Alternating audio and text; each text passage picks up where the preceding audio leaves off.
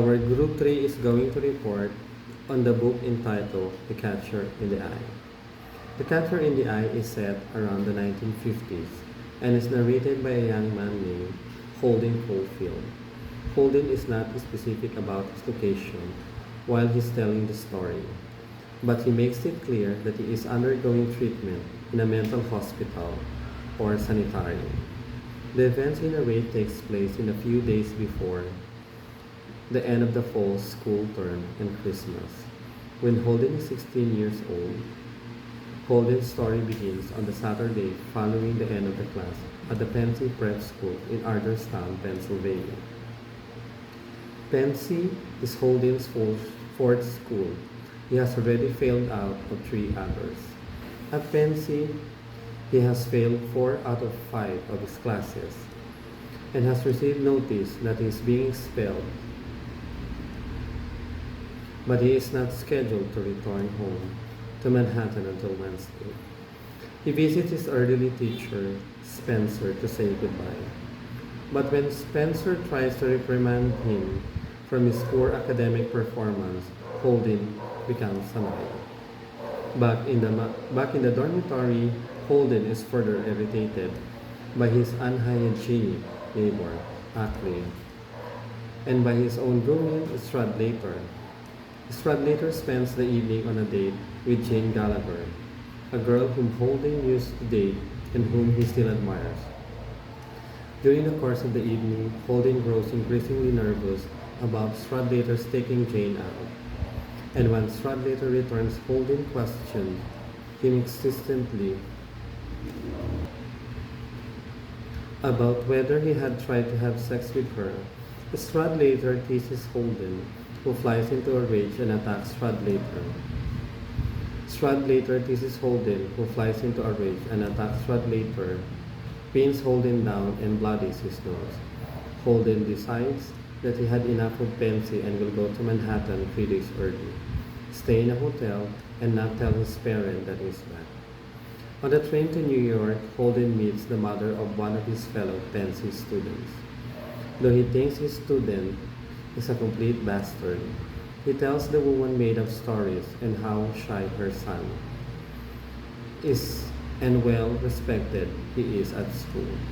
When he arrives at Penn Station, he goes into a phone booth and considers calling several people, but for various reasons, he decides against it.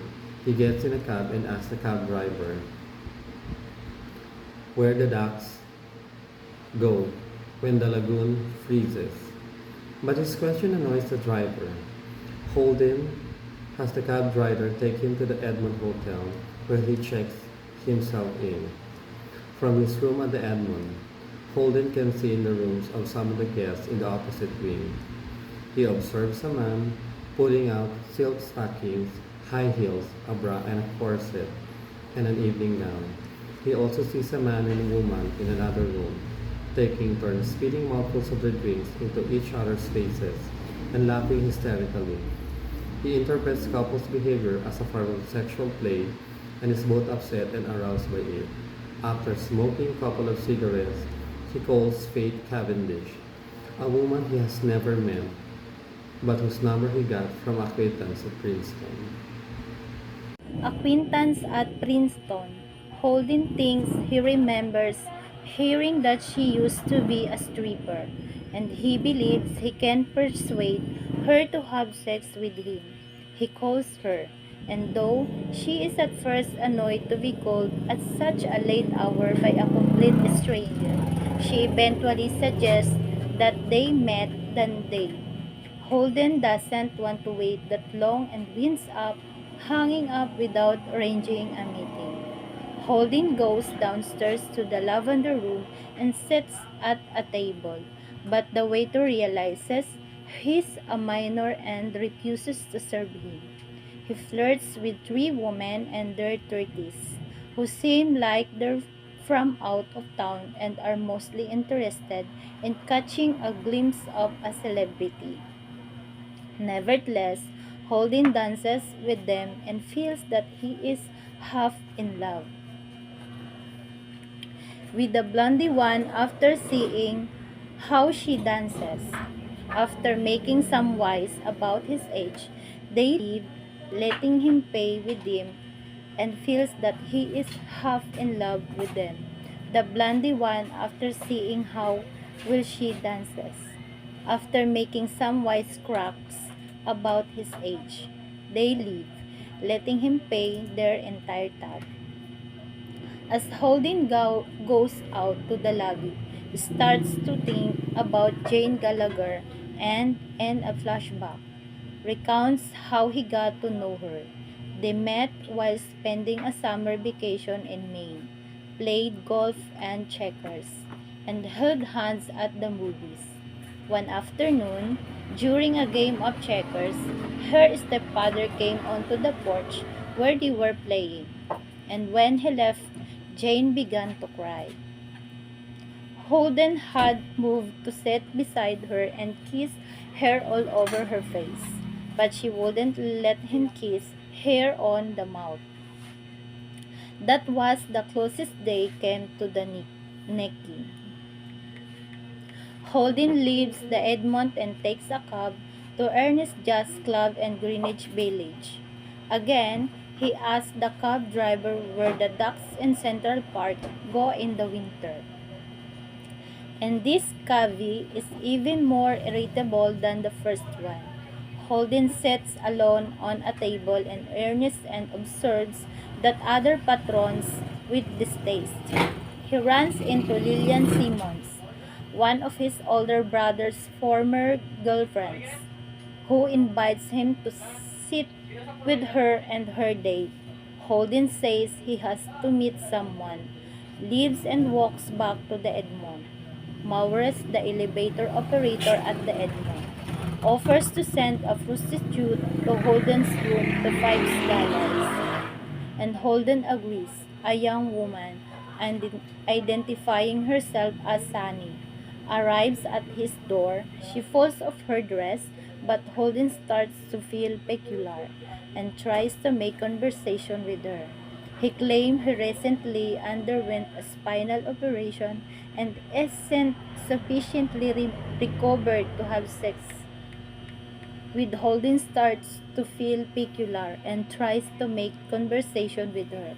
He claims that he recently underwent a spinal operation and isn't sufficiently recovered to have sex with her, but he offers to pay with her anyway. She sits on his lap and talks dirty to him, but he insists on paying her $5 and showing her the door. Sunny returns with Maurice, who demands another $5 from Holden. When Holden refuses to pay, Maurice punches in the stomach and leaves him the floor, while Sunny takes $5 from his wallet. Holden goes to bed. He wakes up at 10 o'clock on Sunday and calls Sally Hayes, an attractive girl whom he has dated in the past. They arrange to meet for a matinee showing on a Broadway play. He eats breakfast and at a sandwich bar, where he converses with two nuns about Rome and Juliet. He gives the nuns $10. He tries to telephone Jane Gallagher, but her mother answers the phone, and he hangs up. He takes a cab to Central Park to look for his younger sister, Phoebe, but she isn't there. He helps one of Phoebe's schoolmates tighten her skate, and the girl tells him that Phoebe might be in the Museum of Natural History. Though he knows that Phoebe's class wouldn't be at the museum on Sunday, he goes there anyway. But when he gets there, he decides not to go in and instead takes a cab to the Biltmore Hotel to meet Sadie. Knows from Underburst afterward. At Sally's suggestions, they go to Radio City to ice skate. They both skate poorly and decided to get a table instead. Holden tries to explain to Sally why he is unhappy at the school and actually urged her to run away with him to Massachusetts or Vernon and lives in a cabin. When she refused, he called her a pain in the ass and left her. When she reacted angrily, she refused to listen to his apologies and leaves. Holding calls Jane again, but there is no answer. He called Carl Lucy, a young man who had been called student advisory at the Wharton School and who is now a student in a Columbia University. Lucy arranged to meet him from a drink-up dinner and Holden to ghost a movie at Radio City and kill time. Holden and Lucy met at that wicked bar in a Ceylon hotel at Wharton. Lucy had spoken with someone of the boys about sex,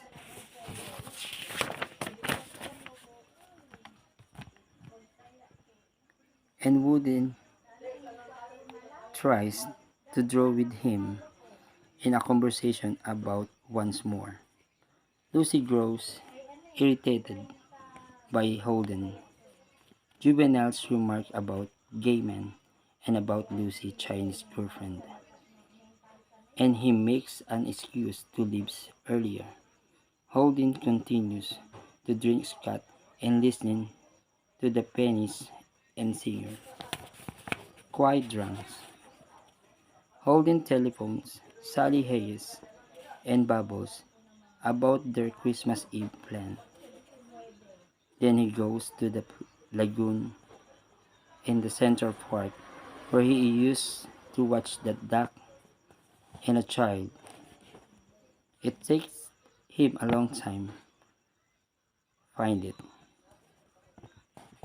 and the time goes. He frozen cold, then decided to sneak into his own apartment building, then wake his sister, Phoebe. Force admit to Phoebe that he waked out of school, which make her mad at him.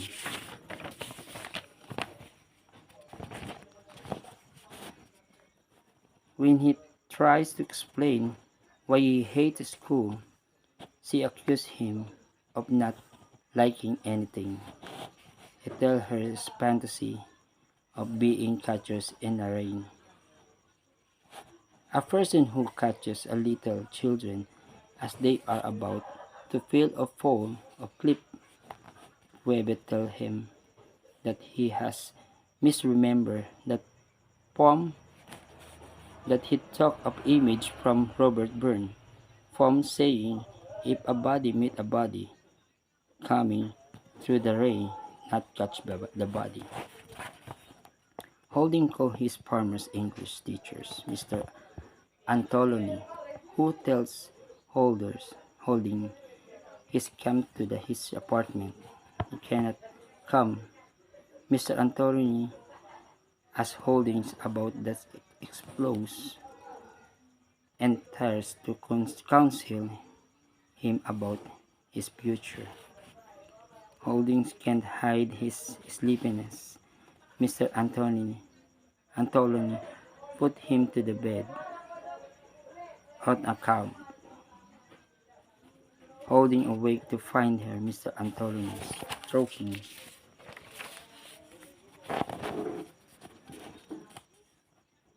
his poor head, thinking that Mr. Antoloni is making a sexual overture. Holding hastily excuses himself and leaves, sleeping from few hours in a bench of Grand Central Station. Holding goes that Puebe school and send her a note saying that he is leaving at home for good, that she would meet at lunchtime that he in the museum. When Phoebe arrived, she is carrying a suitcase full of clothes, and she asks Holden to take her with him. He refused angrily, and she cried. Then he refused to speak to him. Knowing she will follow him, he walked to the zoo and take her across the park to carousel, buy her ticket and watch her ride. Start to rain heavily, but Holders is so happy watching his sister ride a carousel that he close to tears.